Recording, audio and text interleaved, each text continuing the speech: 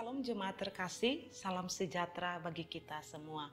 Senang sekali hari ini kita berjumpa kembali dalam renungan Light of Revival. Harapan dan doa saya Bapak Ibu dalam keadaan yang sehat dan penuh sukacita di hari yang baru ini. Mari kita sama-sama merenungkan firman Tuhan di dalam Injil Matius pasal 19 ayat 29. Demikian bunyi firman Tuhan.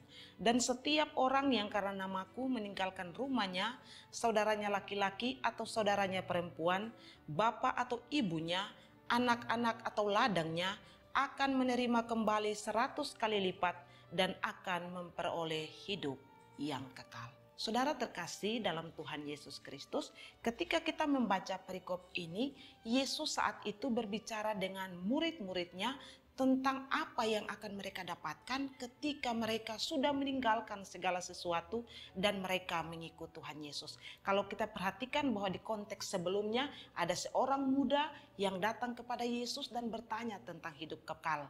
Kemudian lebih lanjut Yesus lalu menjelaskan kepada para murid ketika Petrus lalu bertanya kepada Tuhan Yesus bahwa kami sudah meninggalkan segala sesuatu dan mengikut Engkau. Apa yang akan kami dapatkan?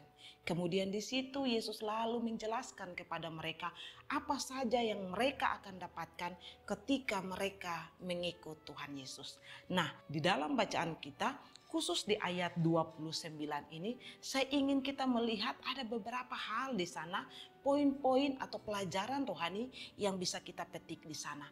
Yang pertama kita lihat bahwa di awal daripada ayat 29 dikatakan, dan setiap orang yang karena namaku meninggalkan rumahnya. Setiap orang yang karena namaku, berarti bahwa karena Yesus kita rela meninggalkan segala sesuatu. Berarti di sini fokus kita adalah kepada Yesus dan bukan kepada manusia. Kristus mau ketika dia berbicara di ayat 29 kepada murid-muridnya, mereka harus tahu bahwa mereka mengikut Yesus, meninggalkan segala sesuatu karena Yesus, mau mencari kebenaran bukan karena hamba Tuhan, bukan karena gereja, tapi karena Tuhan Yesus. Kita juga bisa melihat yang kedua dari ayat 29 itu dikatakan bahwa karena Kristus rela meninggalkan rumah, meninggalkan saudara, meninggalkan orang tua, meninggalkan ladang. Berarti di sini ada bentuk pengorbanan yang kita lakukan ketika kita mengikut Tuhan Yesus. Benar sekali saudara terkasih bahwa ketika kita mengikut Yesus ada pengorbanan yang Kristus tuntut di sana. Kita tidak hanya sekedar mengikut Yesus, tapi Kristus butuh pengorbanan dari kita. Mengorbankan waktu, mengorbankan tenaga, mengorbankan harta kita di dalam kita mengikut Tuhan Yesus. Maukah kita dalam hidup ini kita berkorban ketika kita mengiring akan Tuhan? Tuhan tidak meminta supaya kita menyerahkan seluruh harta kita dan kita tidak punya apa-apa. Tetapi di dalam pengiringan kita kepada Tuhan, maukah kita berkorban? Entah itu waktu kita, entah itu tenaga kita, entah itu harta kita, bagi pelayanan Tuhan, bagi pekerjaan Tuhan. Dan yang kita bisa belajar, poin ketiga dari ayat 29 adalah ada berkat yang kita dapatkan ketika kita sungguh-sungguh setia mengikut Tuhan Yesus. Yesus mengatakan di bagian terakhir dari ayat 29, akan menerima kembali 100 kali lipat dan akan memperoleh hidup kekal. Ada berkat yang kita dapatkan, baik berkat jasmani maupun berkat rohani. Ketika kita sungguh-sungguh mengiring akan Tuhan, ada berkat yang kita dapatkan.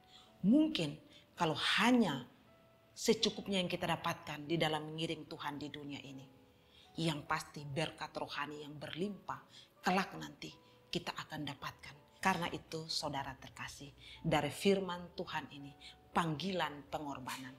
Kristus memanggil kita untuk mengikut Dia, bukan mengikut hamba Tuhan, bukan mengikut gereja, tapi mengikut Dia. Di dalam mengikut Dia ada pengorbanan yang Dia tuntut dari kita. Tetapi bukan cukup sampai di situ. Ada berkat yang Dia siapkan bagi kita. Berkat jasmani kalau Dia menghendaki memberikan. Dan berkat rohani yang pastinya berlimpah-limpah dalam hidup kita. Di dalam pengiringan kita kepada Tuhan. Kiranya Tuhan memberkati kita. Mari kita berdoa. Tuhan Yesus, terima kasih. Kami bersyukur, biarlah firman Tuhan ini menjadi kekuatan pedoman. Kami mau mengikut Tuhan, bukan manusia. Dan kami percaya Tuhan, apa yang telah kami lakukan di dalam hidup, di dalam mengiring akan Tuhan, ada berkat yang Tuhan siapkan bagi kami. Entah itu berkat jasmani, terlebih berkat rohani yang berlimpah-limpah Tuhan anugerahkan bagi kami. Terima kasih Tuhan, kami bersyukur untuk firman-Mu di dalam nama Yesus. Amin.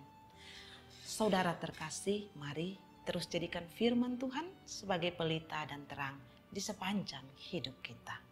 Tuhan Yesus memberkati.